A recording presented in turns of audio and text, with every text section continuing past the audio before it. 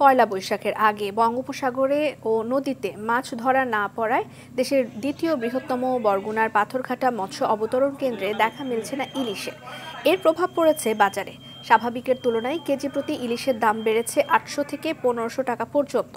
পাইকার এবং আড়তদাররা জানান, পয়লা বৈশাখ উপলক্ষে ইলিশের চাহিদা বেড়েছে, কিন্তু প্রয়োজনের তুলনায় অপ্রতুল ইলিশের জোগান। এ কারণে ইলিশের দাম বৃদ্ধি পেয়েছে। বরিশালের বাজারে কেজির ইলিশ মন বিক্রি হচ্ছে 1,20,000 টাকা। 500 গ্রামের মাছ 65,000 টাকা মন বিক্রি হচ্ছে।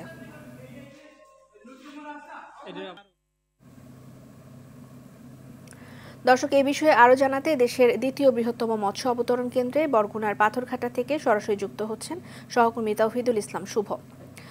শুভ, সাগরে ইলিশ ধরা না পড়া এবং দাম নিয়ে জেলে এবং আড়তদাররা কি বলছেন? রেদন, আপনাকে ধন্যবাদ। আমি এখন রয়েছি দেশের দ্বিতীয় বৃহত্তম মৎস্য অবতরণ কেন্দ্র।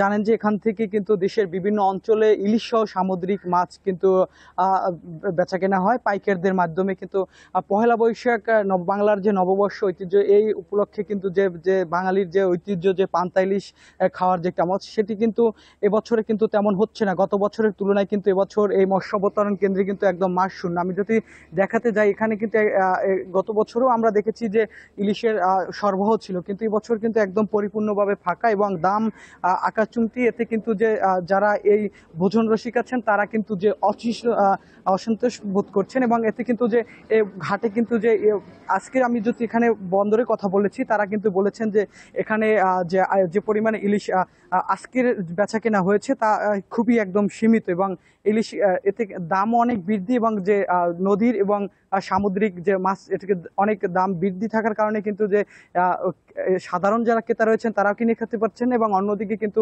এই মৎস্য অবতরণ কেন্দ্রে মাছ শূন্য হয়ে পড়েছে। ইলিশ সহ সকল ধরনের মাছই কিন্তু কম দেখা যাচ্ছে। এবং বাংলা নববর্ষ উপলক্ষে যে ইলিশের যে একটা চাহিদা রয়েছে, যে চাহিদার তুলনায় কিন্তু ব্যবসায়ীরা বলেছেন যে চাহিদার তুলনায় কিন্তু তারা মোকামে বিক্রি করতে পারছে না।